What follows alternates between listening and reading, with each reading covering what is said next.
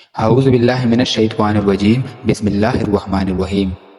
السلام علیکم ناظرین، امید کرتا ہوں کہ آپ خیر خیریت سے ہوں گے۔ ناظرین، ہمارے چینل پر آپ کو انتہائی سبق آموز واقعات سننے کو ملیں گے جو کہ آپ کی زندگی میں بہت بڑی تبدیلی لا سکتا ہے۔ ہماری ہمیشہ سے یہی کوشش رہی ہے کہ ہم آپ تک ایسی کہانیاں اور واقعات پہنچائیں جس سے آپ لطف اندوز ہو سکیں اور کچھ نہ کچھ سبق حاصل کر سکیں۔ تو ہمارے چینل کے ساتھ جڑے رہیے، ویڈیو کو آخر تک ضرور دیکھیں، ویڈیو کو لائک کریں، شیئر کریں، چینل کو سبسکرائب کر کے بیل کا آئیکن دبائیں۔ چلتے ہیں آج کی ویڈیو کی طرف۔ یہ بات ناجی کے خفیہ حرم میں بھی پہنچ گئی تھی کہ زکوئی کو امیر مصر نے رات بھر کا شرف باریابی بخشا ہے۔ زکوئی کے خلاف حسد کی آگ پہلے ہی پھیلی ہوئی تھی۔ اسے آئے ابھی بہت تھوڑا عرصہ گزرا تھا، لیکن ناجی پہلے روز سے ہی اسے اپنے ساتھ رکھنے لگا تھا۔ اسے ذرا سی دیر کے لیے بھی اپنے اس حرم میں نہیں جانے دیا تھا جہاں اس کی دل پسند ناچنے والی جوان لڑکیاں رہتی تھیں۔ زکوئی کو اس نے الگ کمرہ دیا تھا۔ انہیں یہ تو معلوم نہ تھا کہ ناجی اسے صلاح الدین ایوبی کو موم کرنے کی ٹریننگ دے رہا ہے اور وہ کسی بہت بڑے تخریبی منصوبے پر کام کر رہا ہے۔ یہ رقاصائیں یہ دیکھ کر جل بن گئی تھی کہ زکوئی نے ناجی پر قبضہ کر لیا ہے اور اس کے دل میں ان کے خلاف نفرت پیدا کر دی ہے۔ حرم کی دو لڑکیاں زکوئی کو ٹھکانے لگانے کا سوچتی رہتی تھیں۔ اب انہوں نے دیکھا کہ زکوئی کو امیر مصر نے بھی اتنا پسند کیا ہے کہ اسے رات بھر اپنے خیمے میں رکھا ہے تو وہ پاگل سی ہو گئی۔ اسے ٹھکانے لگانے کا واحد طریقہ قتل تھا۔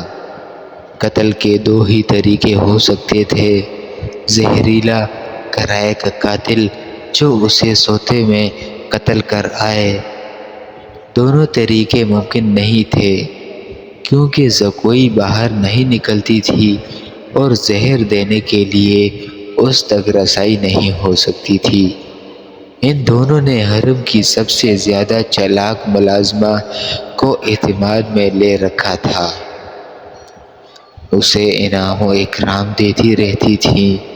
جب حسد کی انتہا نے ان کی آنکھوں میں خون اتار دیا تھا تو انہوں نے اس ملازمہ کو منہ مانگے انعام کا لالچ دے کر اپنی مدعا بیان کر دیا۔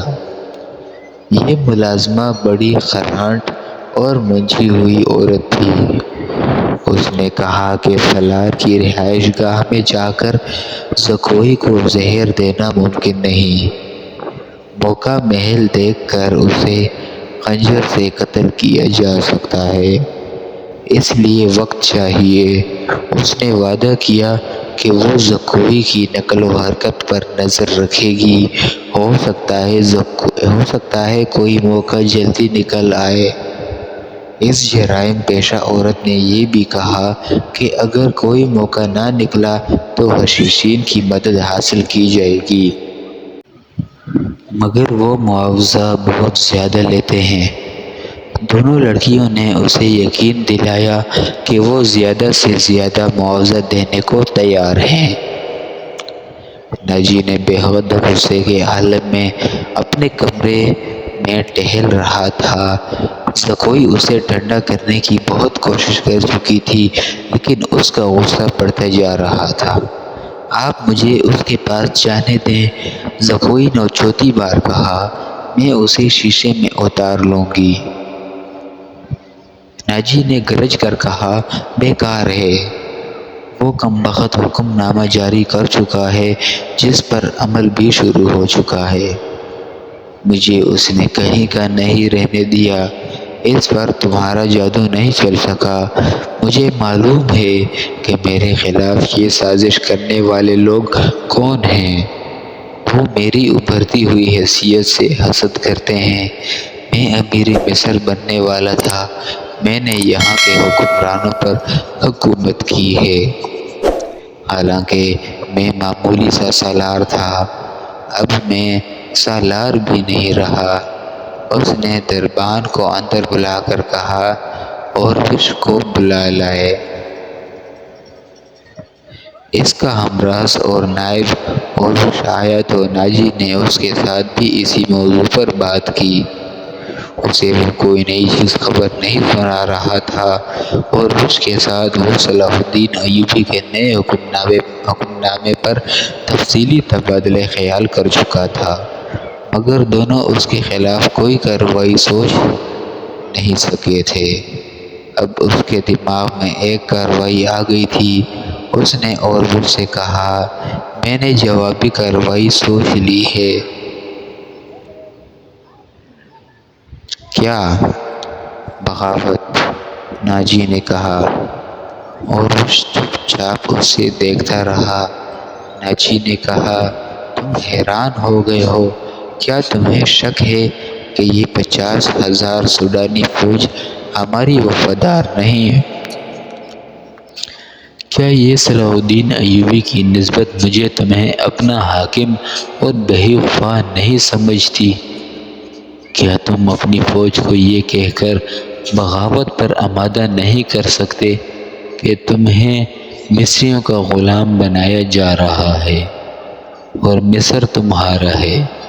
اوروش نے گہری سانس لے کر کہا میں نے اس اقدام پر غور نہیں کیا تھا۔ بغاوت کا انتظام ایک اشارے پر ہو سکتا ہے، لیکن مصر کی نئی فوج بغاوت کو دبا سکتی ہے اور اس فوج کو کمک بھی مل سکتی ہے۔ حکومت سے ٹکر لینے میں پہلے ہمیں ہر پہلو پر غور کر لینا چاہیے۔ میں غور کر چکا ہوں، ناجی نے جواب دیا۔ میں عیسائی بادشاہ کو مدد کے لیے بلا رہا ہوں۔ تم 2 پیغمبر تیار کرو، انہیں بہت دور جانا ہے۔ آؤ میری باتیں غور سے سن لو۔ زکوئی تم اپنے کمرے میں چلی جاؤ۔ زکوئی اپنے کمرے میں چلی گئی اور وہ دونوں ساری رات اپنے کمرے میں بیٹھے رہے۔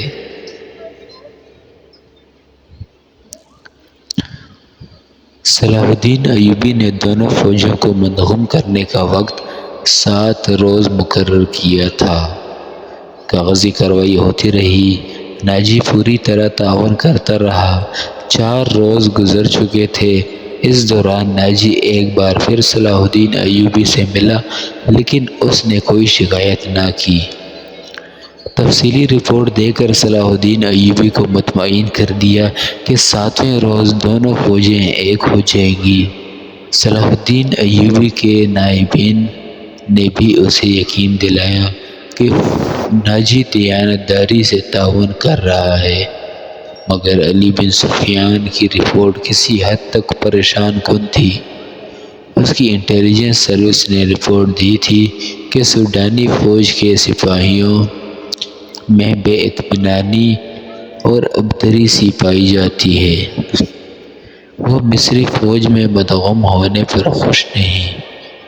اس کے درمیان یہ افواہیں پھیلائی جا رہی تھیں کہ مصری فوج میں مدغم ہو کر ان کی حیثیت غلاموں کی سی ہو جائے گی، انہیں مال غنیمت بھی نہیں ملے گا اور ان سے بار برداری کا کام لیا جائے گا، اور سب سے بڑی بات یہ ہے کہ انہیں شراب نوشی کی اجازت نہیں ہوگی۔ علی بن سفیان نے یہ رپورٹیں صلاح الدین ایوبی تک پہنچا دیں۔ ایوبی نے اسے کہا کہ یہ لوگ طویل مدت سے عیش کر رہے ہیں، انہیں نئی تبدیلی یقیناً پسند نہیں آئے گی۔ مجھے امید ہے کہ وہ نئے حالات اور ماحول کے عادی ہو جائیں گے۔ اس لڑکی سے ملاقات ہوئی یا نہیں؟ صلاح الدین ایوبی نے پوچھا۔ نہیں، علی نے جواب دیا، اس سے ملاقات ممکن نظر نہیں آتی۔ میرے آدمی ناکام ہو چکے ہیں، ناجی نے اسے قید کر رکھا ہے۔ اس سے اگلی رات کا واقعہ ہے۔ رات ابھی تاریک ہوئی تھی۔ زکوئی اپنے کمرے میں تھی۔ ناجی اوروش کے ساتھ اپنے کمرے میں تھا۔ اسے گھوڑوں کے قدموں کی آوازیں سنائی دیں۔ اس نے پردہ ہٹا کر دیکھا، باہر کے چراغوں کی روشنی میں اسے دو گھوڑا سوار گھوڑوں سے اترتے دکھائی دیے۔ لباس سے وہ تاجر معلوم ہوتے تھے، لیکن وہ گھوڑوں سے اتر کر ناجی کے کمرے کی طرف چلے تو ان کی چال بتاتی تھی کہ یہ تاجر نہیں۔ اتنے میں اوروش باہر نکلا۔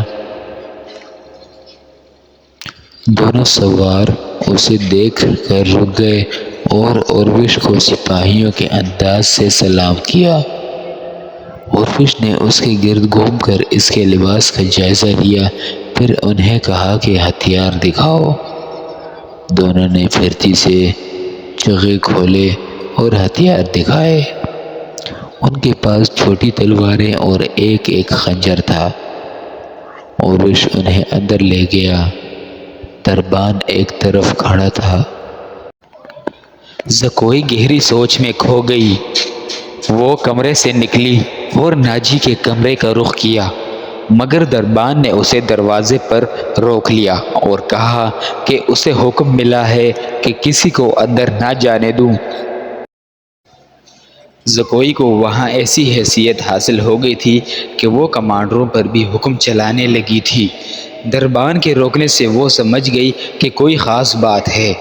اسے یاد آیا کہ 2 راتیں پہلے ناجی نے اس کی موجودگی میں اوروش سے کہا تھا، میں عیسائی بادشاہوں کو مدد کے لیے بلا رہا ہوں، تم 2 پیغمبر تیار کرو، انہیں بہت دور جانا ہے۔ اور پھر اس نے زکوئی کو اپنے کمرے میں چلے جانے کو کہا تھا، اور اس نے بغاوت کی باتیں بھی کی تھیں۔ یہ سب کچھ سوچ کر وہ اپنے کمرے میں واپس چلی گئی۔ اس کے اور ناجی کے خاص کمرے کے درمیان ایک دروازہ تھا جو دوسری طرف سے بند تھا۔ اس نے اس دروازے کے ساتھ کان لگا دیے۔ ادھر کی آوازیں دھیمی تھیں، اسے کوئی بات سمجھ نہ آئی۔ کچھ دیر بعد اسے ناجی کی بڑی صاف آواز سنائی دی۔ اس نے کہا، آبادیوں سے دور رہنا، اگر کوئی شک میں پکڑنے کی کوشش کرے تو سب سے پہلے یہ پیغام غائب کرنا، جان پر کھیل جانا، جو بھی راستے میں حائل ہوا اسے ختم کر دینا۔ تمہارا سفر 4 دنوں کا ہے، 3 دنوں میں پہنچنے کی کوشش کرنا۔ سمت یاد کر لو، شمال مشرق۔ دونوں آدمی باہر نکلے، زکوئی بھی باہر آ گئی۔ اس نے دیکھا کہ وہ دونوں گھوڑوں پر سوار ہو رہے تھے۔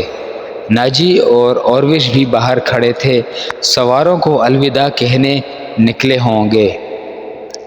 سوار بہت تیزی سے روانہ ہو گئے۔ ناجی نے زکوئی کو دیکھا تو اسے بلا کر کہا، میں باہر جا رہا ہوں، کام بہت ہے، تم آرام کرو۔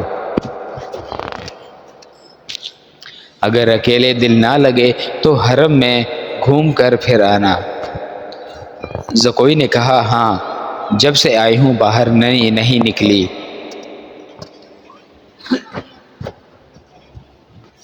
ناجی اور اوروش چلے گئے۔ زکوئی نے چغہ پہنا، کمر بند میں خنجر اڑسا اور حرم کی طرف چل پڑی۔ وہ جگہ چند 100 گز دور تھی۔ وہ ناجی پر یہ ظاہر کرنا چاہتی تھی کہ وہ حرم میں گئی تھی۔ دربان کو بھی اس نے یہی بتایا۔ حرم میں یہ داخل ہوئی تو وہاں کی رہنے والیوں نے اسے حیران ہو کے دیکھا۔ وہ پہلی دفعہ وہاں گئی تھی۔ سب نے اس کا استقبال احترام اور پیار سے کیا۔ ان 2 لڑکیوں نے بھی اسے خوش آمدید کہا جو اسے قتل کرانا چاہتی تھی۔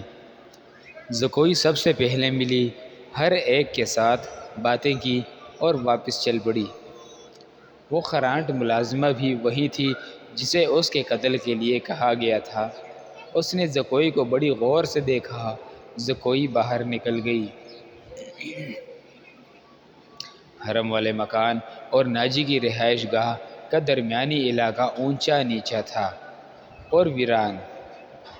زکوئی حرم سے نکلی تو ناجی کی رہائش گاہ کی طرف جانے کی بجائے بہت تیز تیز دوسری سمت چل پڑی۔ ادھر ایک پگڈنڈی بھی تھی، لیکن زکوئی اس سے ذرا دور ہٹ کر جا رہی تھی۔ اس سے 15-20 قدم پیچھے ایک سیاہ سایہ چلا جا رہا تھا۔ وہ کوئی انسان ہی ہو سکتا تھا، مگر سر سے پاؤں تک ایک لبادے میں لپٹا ہونے کی وجہ سے سیاہ بھوت لگتا تھا۔ زکوئی کی رفتار تیز ہوئی تو اس بھوت نے اپنی رفتار اس سے بھی تیز کر دی۔ آگے گھنی جھاڑیاں تھیں، زکوئی ان میں روپوش ہو گئی۔ سیاہ بھوت بھی جھاڑیوں میں غائب ہو گیا۔ وہاں سے کوئی 250-300 گز آگے سلطان صلاح الدین ایوبی کی رہائش گاہ تھی، جس کے ارد گرد فوج کے اعلیٰ رتبوں کے افراد رہتے تھے۔ زکوئی کا رخ ادھر ہی تھا۔ وہ گھنی جھاڑیوں میں سے نکل ہی رہی تھی کہ بائیں طرف سے سیاہ بھوت اٹھا۔ چاندنی بڑی صاف تھی، پھر بھی اس کا چہرہ نظر نہیں آتا تھا۔ اس کے پاؤں کی آہٹ بھی نہیں تھی۔ بھوت کا ہاتھ اوپر اٹھا، چاندنی میں خنجر چمکا اور بجلی کی تیزی سے خنجر زکوئی کے بائیں کندھے اور گردن کے درمیان اتر گیا۔ زکوئی کی چیخ نہیں نکلی، خنجر اس کے کندھے سے نکل گیا۔ زکوئی نے اتنا گہرا زخم کھا کے بھی نہایت تیزی سے اپنے کمر بند سے خنجر نکالا۔ بھوت نے اس پر دوسرا وار کیا تو زکوئی نے اس کے خنجر والے بازو کو اپنے بازو سے روک کر اپنے خنجر بھوت کے سینے میں گھوم دیا۔ اسے چیخ سنائی دی جو کسی عورت کی تھی۔ زکوئی نے اپنا خنجر کھینچ کر دوسرا وار کیا جو بھوت کے پیٹ میں اتر گیا۔ اس کے ساتھ ہی اس کے اپنے پہلو میں خنجر لگا، لیکن زیادہ گہرا نہیں اترا۔ بھوت چکرا کر گرا۔ محترم ناظرین، سلطان صلاح الدین ایوبی کی زندگی کے واقعات پر مشتمل سیریز دیکھنے کے لیے چینل کو سبسکرائب ضرور کر لیں۔ گزشتہ اقساط دیکھنے کے لیے چینل پر پلے لسٹ کا وزٹ کریں۔ ویڈیو کو لائک اور شیئر ضرور کیجیے۔ کمنٹ باکس میں نعرہ تکبیر، اللہ اکبر ضرور ٹائپ کریں۔ جزاک اللہ، والسلام۔